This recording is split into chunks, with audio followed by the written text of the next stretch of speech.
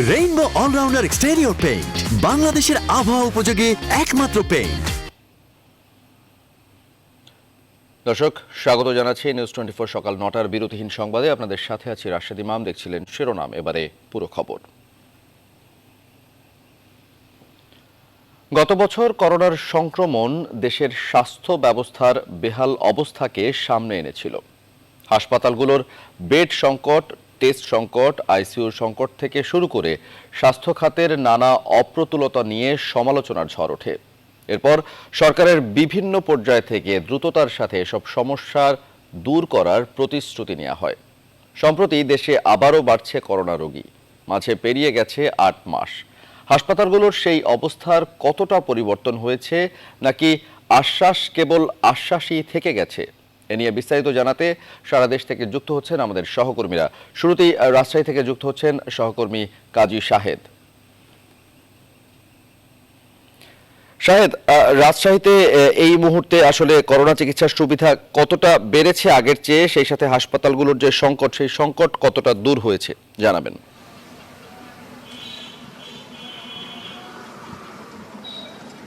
শুভ সকাল রাশেদ ইমাম। আমরা আগের যে সংবাদগুলিতে বলেছিলাম যখন যে রাজশাহীর যে মেডিকেল কলেজ হাসপাতাল, সেখানে করোনা একটি ওয়ার্ড করা হয়েছিল। এর পাশাপাশি বিশেষায়িত দুটি হাসপাতাল ছিল, একটি মিশন হাসপাতাল এবং একটি সংক্রমণ ব্যাধি হাসপাতাল। এই দুটিকেও করোনা ওয়ার্ড হিসেবে ঘোষণা করা হয়েছিল এবং সেখানে গতবার আমরা দেখেছি চিকিৎসা চলেছে।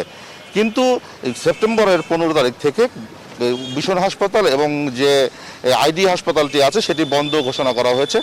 কর্তৃপক্ষ যেটি বলেছেন যে রোগীর সংক্রমণ আগের চেয়ে কমে যাওয়ায় তারা এই সিদ্ধান্তটি নিয়েছেন, কিন্তু গত প্রায় 15-20 দিন ধরে দেখা যাচ্ছে যে আগের চেয়ে তুলনায় করোনা রোগীর আক্রান্ত আরও বেড়েছে।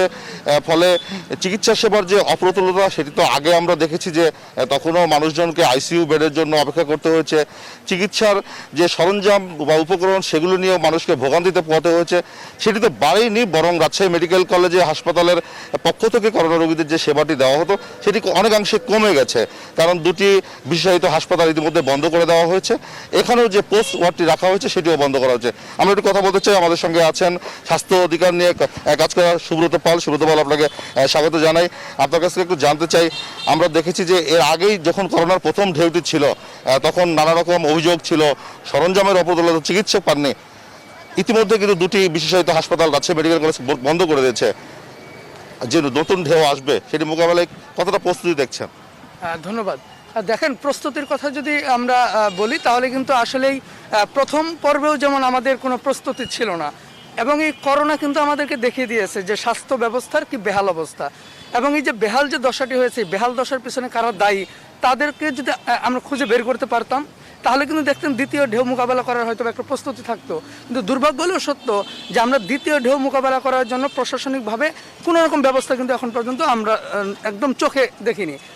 সংশ্লিষ্ট বিভাগের পক্ষ থেকে শুধুমাত্র মাস্ক পরার ক্ষেত্রে মাঝে মাঝে দু একটা মাইকিং আমরা দেখি, তো মাইকিংয়ের মাস্কের শব্দ যদি 1 কিলো দূরে হয় তাহলে ওই পরবেন না শব্দটা কিন্তু আরেক কিলো দূরে হয়। ব্যাপারটা এরকম যে আমাদের যে এই যে যোগাযোগের যে একটা গ্যাপ, মানে এইটা বলবো ক্যাম্পেইনের যে যোগাযোগ ব্যবস্থা, এই ক্যাম্পেইন যোগাযোগ ব্যবস্থা গ্যাপের কারণে কিন্তু মানুষের মধ্যেও কিন্তু যে সচেতনতার যে মাত্রা থাকার দরকার ছিল বা কথা ছিল, এটি কিন্তু আমরা দেখতে পাইনি। কিন্তু এই যে সময় আইসিইউ বেড কমে গেল, তারপরে হাসপাতাল বন্ধ করে দেওয়া হলো, সেগুলো হচ্ছে কি চালুর উদ্যোগ এখনই নিতে হবে কিনা? এটা আসলে নিতে হবে কিনা না, এটা আসলে এই যে বন্ধ করে দেওয়াটা ছিল বড় ভুল। কারণ আমরা কিন্তু কখনোই কিন্তু গভর্নমেন্টের লেভেল থেকে কিন্তু বলা হয়নি যে করোনা মুক্ত বাংলাদেশ। আমরা একটা কথা আপনাকে বলি যে সময়টিতে আমাদের মার্কিন যুক্তরাষ্ট্র সহ বিভিন্ন দেশে এই করোনার ভয়ঙ্কর হানা আমরা দেখেছি, আমাদের দেশে কিন্তু একটা স্বস্তির জায়গা ছিল। এটার একটা বড় কারণ ছিল কিন্তু আবহাওয়াগত বিষয়।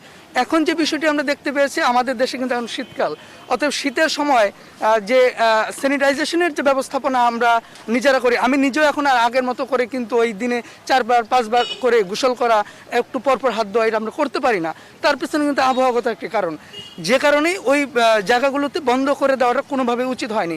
সেটাকে ঠিক রেখে বরং কীভাবে আরও মানসম্মত ব্যবস্থাপনা দাঁড় করানো যায়, এটা যদি স্বাস্থ্য বিভাগ যদি দেখতো এবং এখানকার সংশ্লিষ্ট প্রশাসন, আমি যদি বলি সিভিল সার্জন সার্জন অফিস যারা এটা মূল দায়িত্ব পালন করে, তারা যদি তাদের দায়িত্ব ঠিকঠাক মতো পালন করতো তাহলে কিন্তু এই ধরনের ঘটনা কিন্তু ঘটতো না। তাহলে এখন উদ্যোগটি কি নিতে হবে সরকারের কাছে, আপনার কি দাবি? একদম পরিষ্কার, আমি আমার কথা বলতে পারি এবং আমি যেহেতু নাগরিক সংগঠনের পক্ষ থেকে একটা কথা আমি বলবো, একটা দাবি আমার, যে যারা মাস্ক ব্যতীত চলাফেরা করবে তাদেরকে শুধুমাত্র ওই যে আইনের আওতায় নিয়ে একটু জরিমানা করে ছেড়ে দিলাম, এটা চলবে না।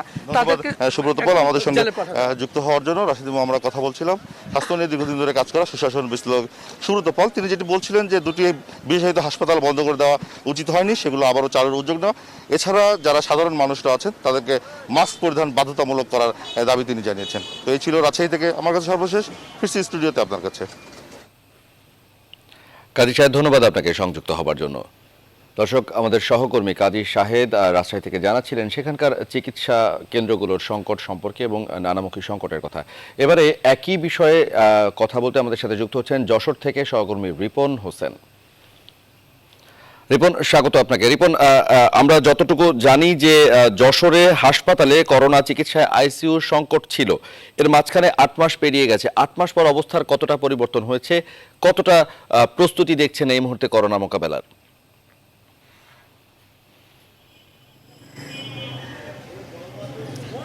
ধন্যবাদ আপনাকে। আসলে এখন পর্যন্ত যে আইসিইউ বেড নিয়ে আসা হয়নি এবং সেই পরিপূর্ণভাবে সে বেডগুলো চালু হয়নি, এখনও যে বেড এবং অন্যান্য সরঞ্জাম এখনও পর্যন্ত হাসপাতালে পৌঁছায়নি, সে কারণে কিন্তু পুরোপুরি চালু করতে পারছে না। এবং যে ব্যবস্থা ছিল হাসপাতালের পূর্বে, বর্তমানে সেই একই ব্যবস্থা বিরাজ করছে।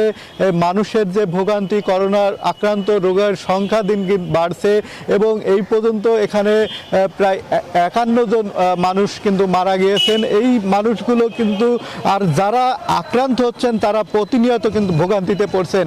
আপনি জানেন যে শুধুমাত্র হাসপাতাল, বিশেষ করে সরকারি হাসপাতালে এই করোনা চিকিৎসার কেন্দ্র, সেই আমি রয়েছি 250টা বিশিষ্ট যশোর জেনারেল হাসপাতালে, এই হাসপাতালে কিন্তু চিকিৎসা হয়।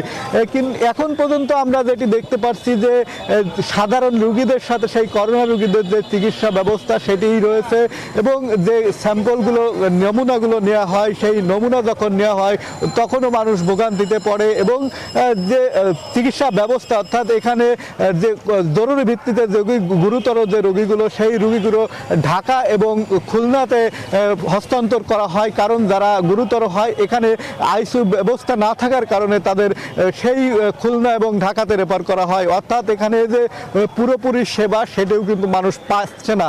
এবং সাধারণ যে রোগী রয়েছে তাদেরও অভিযোগ রয়েছে, তারা বলছেন যে এখানে যে পুরোপুরি যাদের সেবা তারা পাচ্ছেন না। এবং বিশেষ করে হাসপাতালের তত্ত্বাবধায়ক আমাদের জানিয়েছেন তারা তাদের সাধ্যমতো কাজ করছেন যে এইখানে আইসিইউ বেড করার।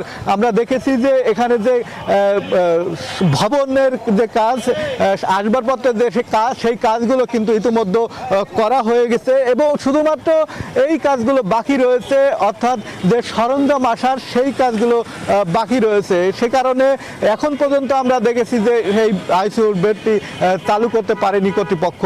তবে অন্যান্য যে চিকিৎসা ব্যবস্থা, সেই চিকিৎসা ব্যবস্থাও কিন্তু আমরা দেখেছি এর আগে ভেঙে পড়তে, অর্থাৎ করোনা কাল যখন বাড়ে তখন সেই চিকিৎসা সেবা আমরা দেখি যে ভেঙে পড়ে, অর্থাৎ মানুষ, সাধারণ যে রোগীরা রয়েছে তারা পুরোপুরি যে চিকিৎসা সেবা, সেই সেবাটি তারা পায় না, ফলে তাদের কিন্তু ভোগান্তি বেড়ে যায়। এই জন্য যে করোনাকাল যখন আসে তখন, এখন যে করোনাকাল চলছে এই সময়টাও কিন্তু মানুষের, সাধারণ মানুষের যে ভোগান্তি, সেই ভোগান্তি বেড়ে চলেছে। এবং বিশেষ করে প্রাইভেট হাসপাতালগুলো রয়েছে, সেই হাসপাতালগুলোও কিন্তু আমরা চিকিৎসা সেবা ভেঙে পড়তে দেখেছি।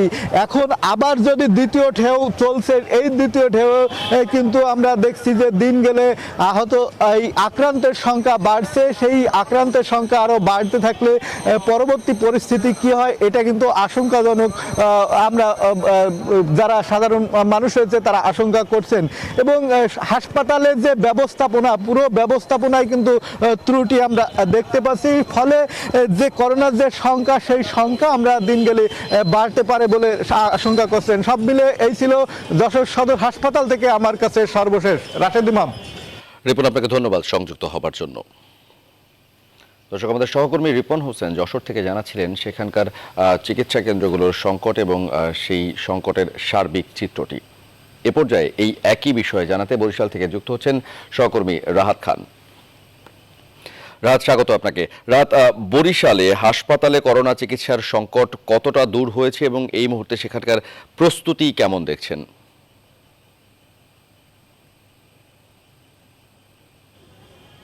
ধন্যবাদ রাশেদ। আসলে যদি বলা হয় এক কথায় যে হাসপাতালের করোনা ওয়ার্ডে কোনো সুযোগ সুবিধা তো বাড়েইনি, বরং দিন দিন সুবিধা কমেছে। আপনাকে দেখাতে চাই, ঠিক আমার বাম পাশটা রয়েছে করোনা ওয়ার্ড। এই ওয়ার্ডে কিন্তু আজ পর্যন্ত গত মার্চ মাস থেকে 340 জন রোগী মারা গিয়েছে, যার মধ্যে 122 জন ছিল করোনা পজিটিভ রোগী। আমরা দেখেছি যে শুরু থেকে যে সুযোগ সুবিধার অপ্রতুলতা ছিল সেটি নিয়ে যে বিভিন্ন মহল থেকে দাবি উঠেছিল, অর্থাৎ আইসিইউ, ভেন্টিলেটর চালু করা, নানা সুবিধা বা ডাক্তার পদায়ন করা পর্যাপ্ত সংখ্যক, সেটি কিন্তু আজ পর্যন্ত করা হয়নি।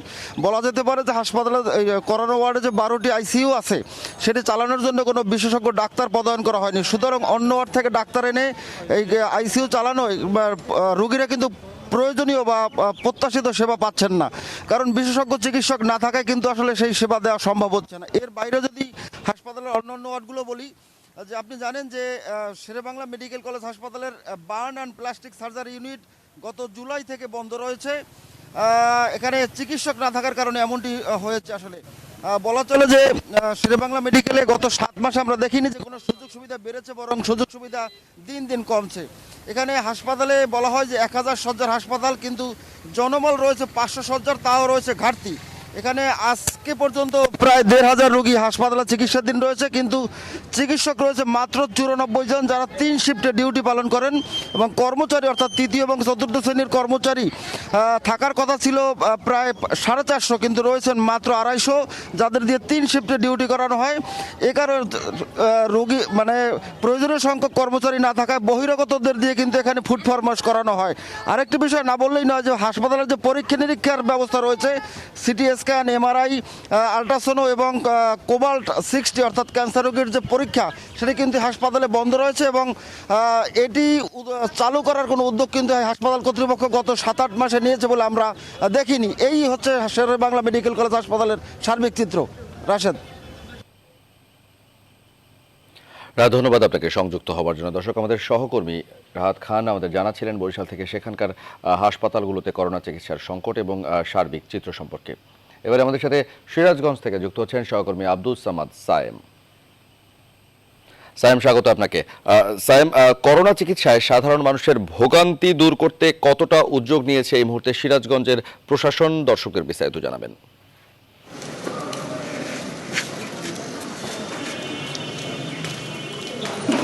ধন্যবাদ রাশেদ। আপনার মাধ্যমে দর্শককে জানাতে, সিরাজগঞ্জে যে এই চিকিৎসা ব্যবস্থা করোনার, তা কিন্তু একেবারে বেহাল। প্রথম যখন করোনা রোগী শনাক্ত হতে শুরু হয়, সেই সময় কিন্তু সিরাজগঞ্জে যে আইসিইউ বেড ছিল 4টে, সেটা চালুর দাবি উঠেছিল, এবং হাসপাতাল কর্তৃপক্ষ কিন্তু তোড়জোড় শুরু করেছিল। কিন্তু দীর্ঘ 8 থেকে 9 মাস পার হয়ে গেলেও কিন্তু সেই আইসিইউ এবং ভেন্টিলেটরের যে ব্যবস্থা, সেটা কিন্তু এখনো চালু করা সম্ভব হয়নি। মাত্র 8টি বেডের একটি রুম এখানে তারা রেডি করে রেখেছে। এখানে কয়েকজন নার্স এবং একজন চিকিৎসক দিয়ে কিন্তু তারা এখানকার যে চিকিৎসা সেবা, সেই চিকিৎসা সেবা চালিয়ে যাচ্ছে। এখানে কিন্তু কোনো অক্সিজেন বা কোনো কিছু সরবরাহ না থাকায় কিন্তু আসলে যারা করোনা রোগী রয়েছে, তাদের কিন্তু অবস্থা করুণই রয়েছে। যদি কখনো কোনো গুরুতর রোগী আসে, তাহলে কিন্তু আসলে তাদেরকে ঢাকাতে রেফার করা ছাড়া তাদের কিন্তু আর কোনো উপায় থাকে না। আমরা হাসপাতাল কর্তৃপক্ষ যারা রয়েছে তাদের সাথে কথা বলেছিলাম। তারা কিন্তু বলেছে যে আমরা ঊর্ধ্বতন কর্তৃপক্ষকে জানিয়েছি, তারা আসলে এখনো ওই ভেন্টিলেশনের যে অক্সিজেন সাপ্লাই, সেই অক্সিজেন সাপ্লাইয়ের ব্যবস্থা করা হয়নি, যে কারণে কিন্তু এই ভেন্টিলেটর চালানো হয়নি। আপনাকে জানেন কি, সিরাজগঞ্জ এখনো পর্যন্ত 2300-এর মতো করোনা রোগী শনাক্ত হয়েছে, 14 জন মারা গেছে। প্রতিদিনই কিন্তু করোনা রোগী শনাক্ত হচ্ছে। এখানে যেরকম চিকিৎসা সেবার সংকট রয়েছে, তেমনি কিন্তু যারা চিকিৎসা সেবা প্রদান করে তাদেরও কিন্তু সংকট রয়েছে। আমি একজনের সাথে একটু কথা বলবো। আপনাদের এখানে করোনা রোগীর চিকিৎসা কি সংকট আছে, আর আপনাদের কি কোনো সেফটি, কি অবস্থা আপনাদের? এখানে আমাদের তো কোনো সেফটি নাই বললেই চলে। আমরা দেখেন স্বামী সন্তান সব রেখে এসে এদের সেবা করতেছি। আমাদের এখনো বেতন ভাতা কোনো কিছুরই ব্যবস্থা এখানে করা হয় না। আমরা যে একটু চা নাস্তা করবো সেটারও কোনো এখানে ব্যবস্থা নাই। তাহলে আমাদের জন্য সরকার কোনো উদ্যোগ কেন নিচ্ছেন না? আমাদের এভাবে কষ্ট দেওয়ার কি? আর এই যে আইসিসিউ বা এগুলা কি সংকট আছে? এগুলো আমাদের এখানে কোনো ব্যবস্থাই নেই। আমাদের রুগীরা এখানে আসে, খুব কষ্ট করে, রুগীদের খুবই কষ্ট এখানে। আমাদেরও কোনো নিরাপত্তা নেই। সেবা দিয়ে কোথাও বাসায় যান কি? আমরা বাসায় যাই, আমাদের বাসার লোকজন আমাদের বাসায় ঢুকতে দেয় না। এলাকাবাসী আমাদের দেখে খুবই ঘৃণা, আমাদের কেমন যে করে, আমরা সেটা খুব কষ্ট লাগে বলতে। জীবন মরণ পরীক্ষা নিয়ে আমরা খুব কষ্ট করে এখানে আমরা কাজ করে যাচ্ছি। আমাদের কেউ দেখলে পরে সবাই সরে যায়, আমাদের দেখে খুবই ঘৃণা করে, খুবই কষ্ট লাগে আমাদের।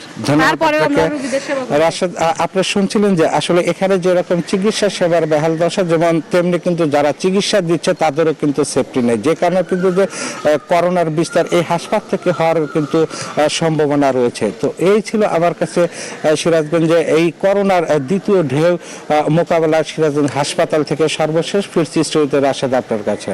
সাইম, আপনাকে ধন্যবাদ সংযুক্ত হবার জন্য। দর্শক, আমাদের সহকর্মী আব্দুল সামাদ সাইম সিরাজগঞ্জ থেকে জানাচ্ছিলেন সেখানকার চিকিৎসা সেবা এবং করোনা চিকিৎসার প্রস্তুতি সম্পর্কে। এবারে আমাদের সাথে যুক্ত হচ্ছেন টাঙ্গাইল থেকে সহকর্মী আতিকুর রহমান। আমরা সরাসরি কথা বলব তার সাথে। আতিক, স্বাগত আপনাকে। আতিক, এই মুহূর্তে টাঙ্গাইলের চিকিৎসা সেবার চিত্র কেমন দেখছেন এবং করোনা মোকাবেলায় কতখানি প্রস্তুত এখানকার চিকিৎসা কেন্দ্রগুলো?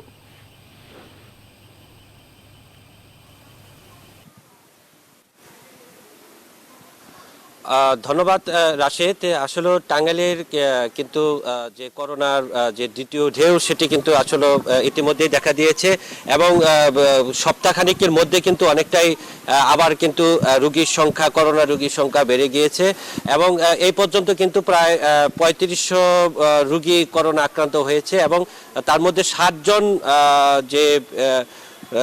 জন রোগী কিন্তু ইতিমধ্যে মৃত্যুবরণ করেছেন। তো আসলে সব মিলে এই অঞ্চলে যে আসলে করোনার যে সেবা প্রদান, যে সদর হাসপাতাল টাঙ্গাইল যে সদর জেনারেল হাসপাতাল, সেই হাসপাতালে কিন্তু আসলে নামে মাত্র যে করোনা সেবা সেটি কিন্তু রয়েছে, কিন্তু যেটি সুবিধা পাওয়ার কথা সেটি কিন্তু একদমই নেই। আমরা কিন্তু আসলে সরজমিনে এসে যারা রোগীর যারা স্বজন রয়েছে তাদের সাথে আসলে কথা বলেছি যে রোগী আসলে যেগুলো ভর্তি হয়, যেটি আসলে সেবা প্রদান করা দরকার, যেমন বিশেষ করে আইসিইউ এবং যে ধরনের যে অক্সিজেন আসলে দেওয়ার কথা সেটি কিন্তু একদমই সেবা পাচ্ছেন না, যার কারণে আসলে অনেকটাই তারা কিন্তু বিমুখ হচ্ছেন এই জায়গা থেকে এবং তারা কিন্তু প্রাইভেট হাসপাতাল এবং ক্লিনিকের দিকে ঝুঁকছেন। তো এই টাঙ্গাইলের যে সদর হাসপাতালগুলো, উপজেলা যে হাসপাতালগুলো রয়েছে সেই হাসপাতালগুলো কিন্তু আসলে নামে মাত্র ইউনিট চালু রয়েছে, অর্থাৎ সেখানে কিন্তু একদমই রোগী নেই। এর কারণ হচ্ছে যে আসলে পরিবেশ যেটি থাকা দরকার সেই পরিবেশটা সেখানে নেই, অক্সিজেনের যেটি থাকা দরকার সেটি আসলে নেই। শুধুমাত্র নামে ইউনিট, করোনা ইউনিট চালু রয়েছে এবং অনেক উপজেলাতেই আসলে সেখানে কিন্তু ইউনিট, করোনা ইউনিট সেটিও ধীরে ধীরে কিন্তু আসলে বন্ধ হয়ে যাচ্ছে। তো আমি যে উপজেলাটি দাঁড়িয়ে রয়েছে এটি হচ্ছে ঘাটাইল উপজেলা। এই উপজেলার যেটি চিত্র একই চিত্র, অর্থাৎ এখানে একটি নামে করোনা ইউনিট চালু হয়েছে, এখানে কোনো রোগী নেই, অর্থাৎ যেটি আসলে যে স্বাভাবিকভাবে যে অক্সিজেন দেওয়া দরকার সেটি নেই। এবং আরেকটি বিষয় যে করোনার ইতিমধ্যে যে আসলে সামাজিক যে দূরত্ব বজায় রাখা, বিশেষ করে মাস্ক পরার মধ্যে কিন্তু অনেকটা অনীহা প্রকাশ ইতিমধ্যেই আসলে রয়েছে, অর্থাৎ প্রত্যেকটা প্রতিষ্ঠান, সরকারি দপ্তরগুলোতেও একই অবস্থা চিত্র কিন্তু আমরা লক্ষ্য করেছি। তো এইভাবে আসলে অনেকটাই কিন্তু করোনার যে দিন দিন কিন্তু আসলে বেড়েই চলছে। তো এই ছিল আমার কাছে সর্বশেষ করোনা দ্বিতীয় ঢেউ নিয়ে। ফিরে যাচ্ছি স্টুডিওতে। রাশেদ। আতিক, আপনাকে ধন্যবাদ সংযুক্ত হবার জন্য। দর্শক, আমাদের সহকর্মী আতিক রহমান এবং সেই সাথে আমাদের বিভিন্ন দেশের বিভিন্ন প্রান্ত থেকে আমাদের সহকর্মীরা জানাচ্ছিলেন যে করোনার দ্বিতীয় ঢেউ মোকাবেলায় সেসব অঞ্চলের চিকিৎসা কেন্দ্রগুলো কতখানি প্রস্তুত, আদৌ প্রস্তুত কিনা সে বিষয়ে বিস্তারিত। সিলেটের এমসি কলেজ ছাত্রাবাসে স্বামীকে বেঁধে রেখে স্ত্রীকে ধর্ষণের ঘটনার 2 মাস পর ডিএনএ রিপোর্ট তদন্ত কর্মকর্তার হাতে এসে পৌঁছেছে। এতে ঘটনাস্থল থেকে পাওয়া ডিএনএ নমুনার সঙ্গে আসামিদের ডিএনএর মিল পাওয়া গেছে। ডিএনএ রিপোর্ট হাতে পাওয়ার বিষয়টি নিশ্চিত করেছেন সিলেট মেট্রোপলিটন পুলিশের অতিরিক্ত উপকমিশনার বিএম আশরাফ উল্লাহ তাহের। এদিকে এই ঘটনার পর ইতিমধ্যে 2 মাস পেরিয়ে গেলেও এখনও চার্জশিট দিতে পারেনি পুলিশ। তবে ডিএনএ রিপোর্টের কারণে চার্জশিট দিতে বিলম্ব হচ্ছিল। এখন দ্রুতই অভিযোগপত্র দেয়া হবে বলে পুলিশের পক্ষ থেকে জানানো হয়েছে।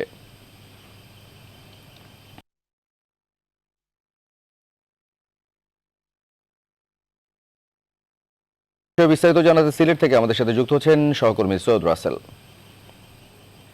রাসেল, স্বাগত আপনাকে। রাসেল, ডিএনএ টেস্টের প্রতিবেদনের বিষয়ে সবশেষ কি তথ্য রয়েছে আপনার কাছে এবং এই সম্পর্কে পুলিশ কি বলছে?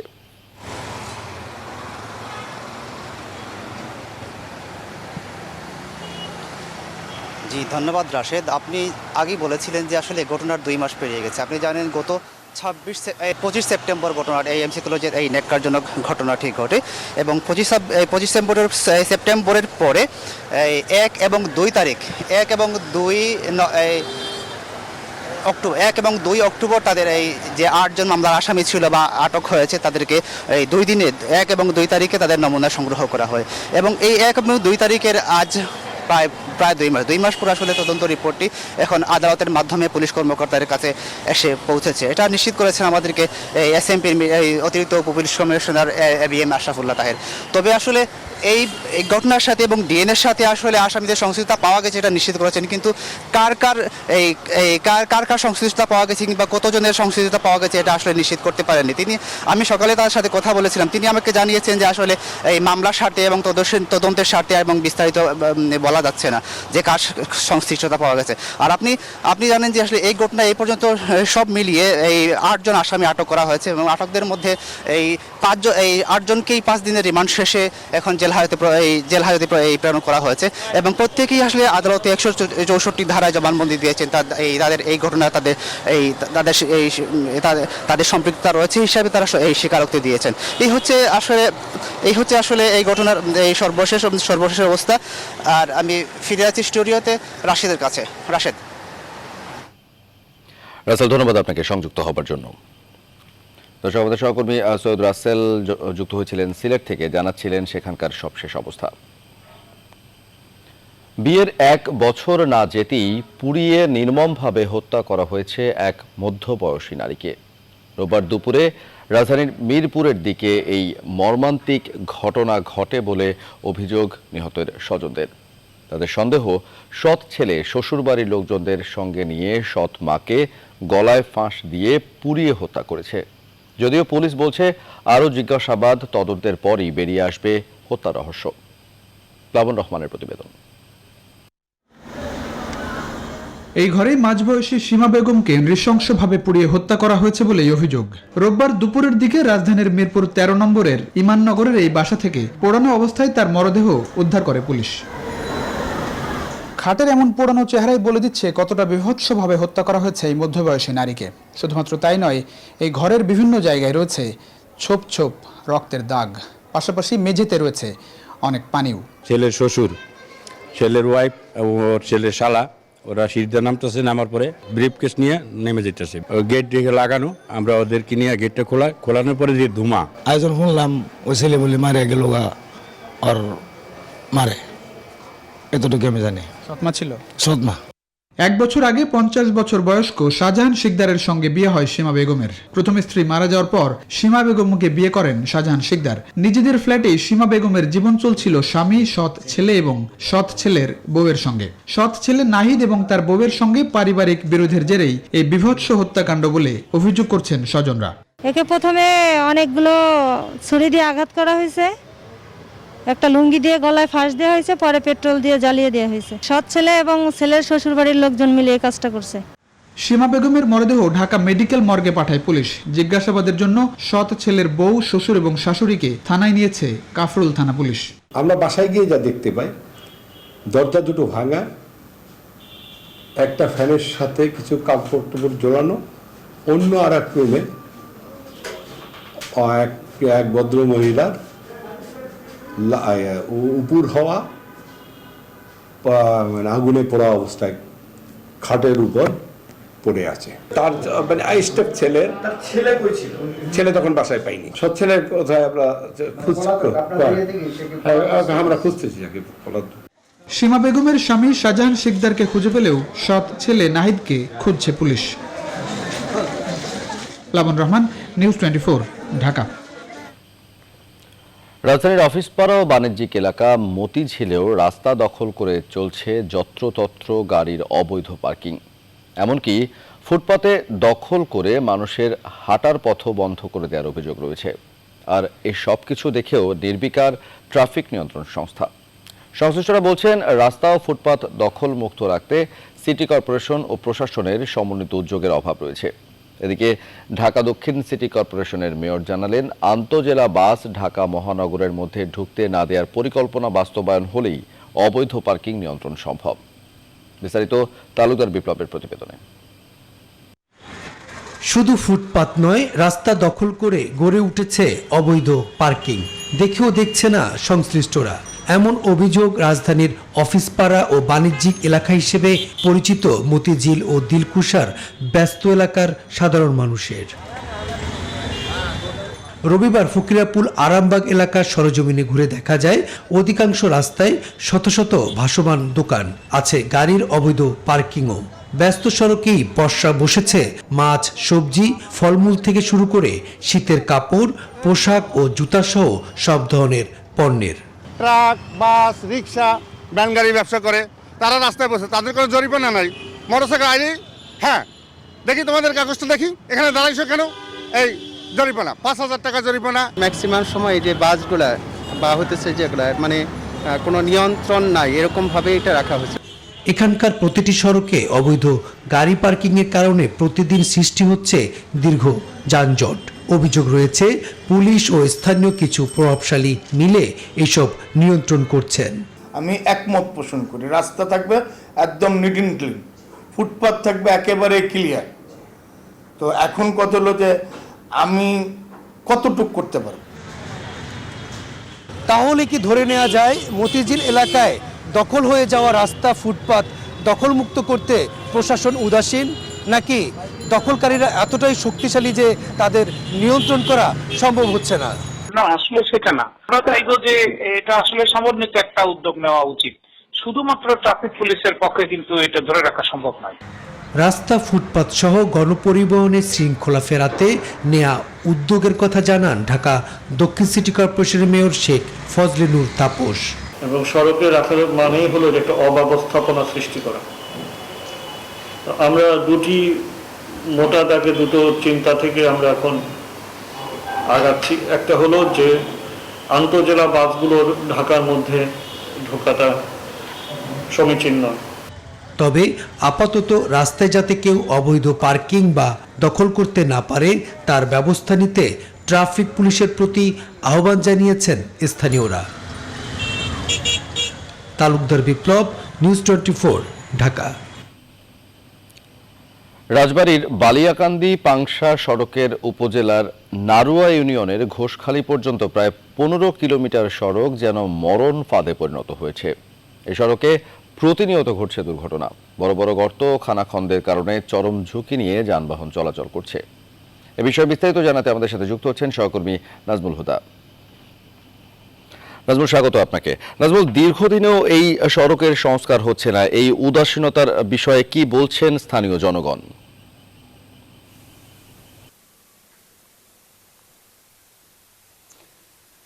ধন্যবাদ রাশেদ। এই মুহূর্তে রয়েছে আমি রাজবাড়ী জেলার বালিয়াকান্দি উপজেলার, যেখানে আপনারা জানেন যে দীর্ঘদিন ধরে কিন্তু এই যে পাংশা বালিয়াকান্দির যে সড়ক, সেই সড়কের কিন্তু বেহাল অবস্থা এবং 15 কিলোমিটার সড়কের কিন্তু ভাঙাচুরো, যে বড় বড় গর্ত, যার কারণে মানুষ কিন্তু এইখান থেকে যাতায়াত করতে পারছে না। এই ঢাকায় যে পরিবহনগুলো যাবে, আমি যেখানে দাঁড়িয়ে আছি এই একটি ব্রিজ, সেই ব্রিজটি কিন্তু ভেঙে গেছে এবং দেবে যাওয়ার কারণে এখানকার ঢাকায় যে যাতায়াত করতে অনেক অসুবিধা হচ্ছে, গর্ত হয়ে গেছে, ভেঙে গেছে। আপনারা আপনাদেরকে একটু দেখাতে চাই যে এই যে রড বের হয়ে গেছে এবং আপনারা দেখছেন যে ব্রিজটি পাটাতন, সেই ব্রিজটি কিন্তু আপনার এই মুহূর্তে আপনি দেখছেন যে সেটা কিন্তু ভেঙে এবং দেবে গেছে, যার কারণে আসলে রডগুলি আপনার বের হয়ে গেছে এবং ফাঁকা হয়ে গেছে।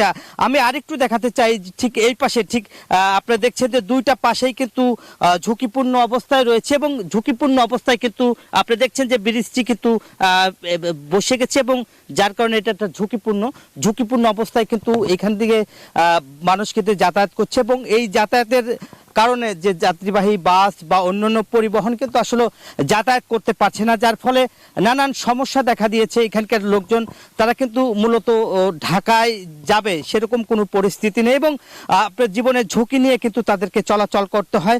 আমি একটু এখানকার যারা পরিবহন চালায় তাদের সঙ্গে একটু কথা বলতে চাই। তারা আসলে এই অবস্থায় মরণ ফাঁদ হয়ে গেছে এই সড়কের, কি অবস্থা এখন? আমরা প্রতিনিয়ত এখান থেকে জীবনের ঝুঁকি নিয়ে যাচ্ছি। আসলে এভাবে তো চলা উচিত না। এই রাস্তাটায় অনেক মানুষ যাতায়াত করে এবং আপনার রাত 10টা 11টা 12টা পর্যন্ত লোক যাতায়াত করে, তাদের জীবনের ঝুঁকি নিয়ে যাইতে হয়। তা আমি সবিনয় অনুরোধ জানাবো যে সড়ক ও ওই সেতুমন্ত্রী সাহেব, আপনি এটা আপনার দৃষ্টিতে একটু নেন এবং আমাদেরকে একটু। অনেক ধন্যবাদ আপনাকে। যেমনটা আসলে বলছিলেন এখানকার লোকজন কিন্তু তারা বলছে এবং এইখানে যে অবস্থা দেখছেন যে এই যে দেখছেন যে ব্রিজের এখানে কিন্তু মাটি সরে গেছে, যার কারণে এই ব্রিজ দিয়ে কিন্তু যাতায়াত করতে পারছেন এবং মানুষ কিন্তু খুব ঝুঁকিপূর্ণ অবস্থায় যাতায়াত করছে, যার ফলে লোকজন কিন্তু এইখান দিয়ে যে যাবে সেটার আসলে কোনো এই মুহূর্তে পরিস্থিতি নাই, যার ফলে আসলে তারা এইখানকার যে লোকজন তাদের একটাই দাবি যে দ্রুত এই ব্রিজ এবং এই রাস্তা সংস্কার করে যেন কাজ সম্পূর্ণ করে। এই ছিল আমার কাছে রাশেদ। সর্বশেষ চলে যাচ্ছি স্টুডিওতে আপনার কাছে রাশেদ। নাজমুল, আপনাকে ধন্যবাদ সংযুক্ত হবার জন্য।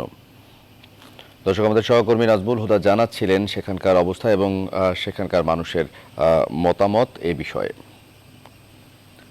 জাতীয় আয়কর দিবস আজ। করোনার কথা মাথায় রেখে কোনো প্রকার আয়োজন ছাড়াই পালন করা হচ্ছে দিবসটি। শেষ সময়ে রিটার্ন জমা দেওয়ার উপচে পড়া ভিড় চোখে পড়ছে কর অঞ্চলগুলোতে। আদায়ের হিসেবে কিছুটা কম হলেও বছর শেষে রেকর্ড পরিমাণ আদায়ের প্রত্যাশা জাতীয় রাজস্ব বোর্ডের। তবে তরুণ করদাতাদের চাওয়া করের টাকার সঠিক ব্যবহার হবে, মিলবে সব ধরনের নাগরিক সুবিধা। সুলতান আহমেদের রিপোর্ট।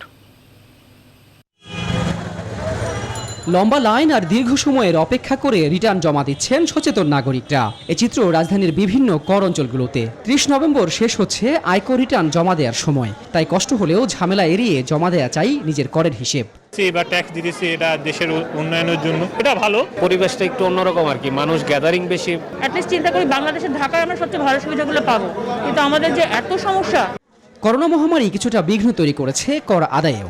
এনবিআর এর হিসেবে নভেম্বরের 26 তারিখ পর্যন্ত মোট রিটার্ন জমা পড়েছে 13,20,825টি, যার বিপরীতে আদায় হয়েছে 2,387 কোটি টাকা।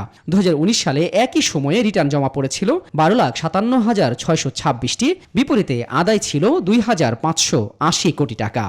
গত বছরের চেয়ে এই মুহূর্তে কিছুটা কম।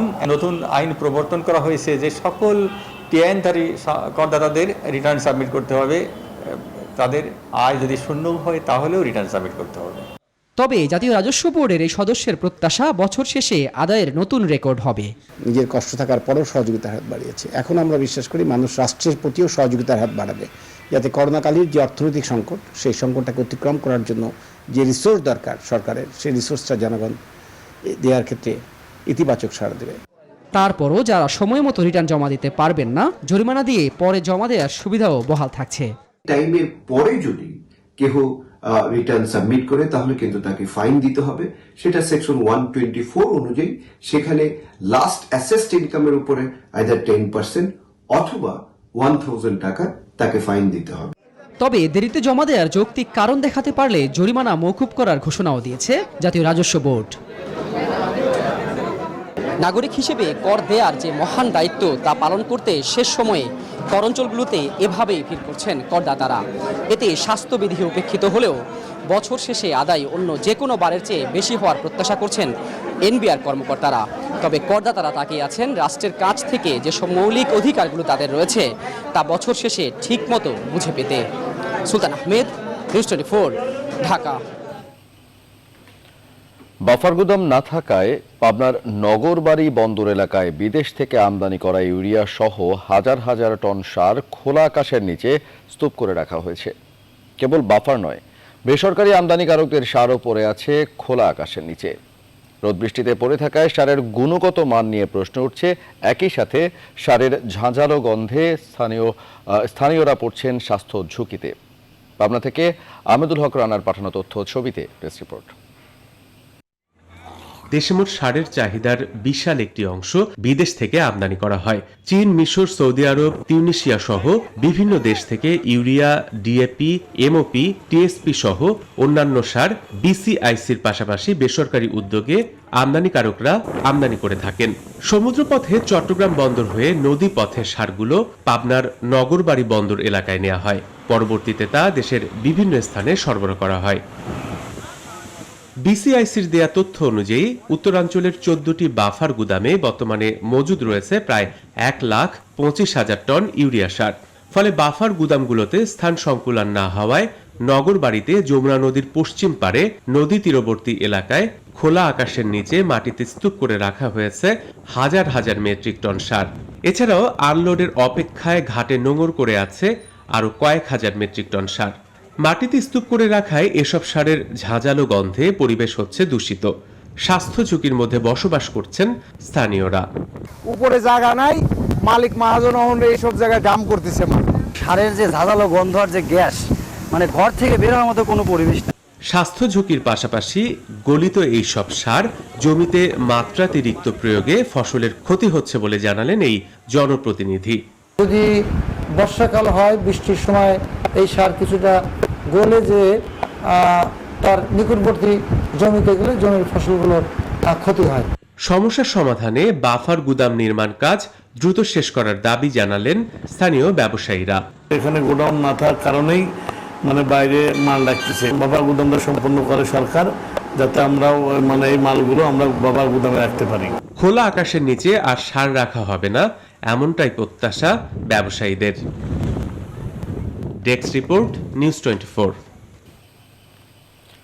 চট্টগ্রাম চিড়িয়াখানায় বাঘিনীর খাঁচায় নতুন 3 শাবক জন্ম নিলেও সম্প্রতি মারা গেছে 2টি। মা থেকে আলাদা করে আরেকটি শাবককে বাঁচিয়ে রাখার চেষ্টা করছে চিড়িয়াখানার প্রাণী হাসপাতাল। অপরদিকে চট্টগ্রাম চিড়িয়াখানায় থাকা দেশের বিলুপ্তপ্রায় সাম্বার হরিণের পরিবারও এসেছে নতুন অতিথি। তবে বাঘের খাঁচায় বাঘের বাচ্চা না দেখলেও হরিণ শাবক দেখে মুগ্ধ হচ্ছেন দর্শনার্থীরা। চট্টগ্রাম থেকে নয়ন বড়ুয়া জয়ের তথ্যচিত্রে প্রেস রিপোর্ট। দীর্ঘদিন পর গত 14 নভেম্বর রাতে চট্টগ্রাম চিড়িয়াখানার বাঘ বাঘিনী জয়া ও রাজ দম্পতির ঘরে জন্ম নেয় 3টি শাবক।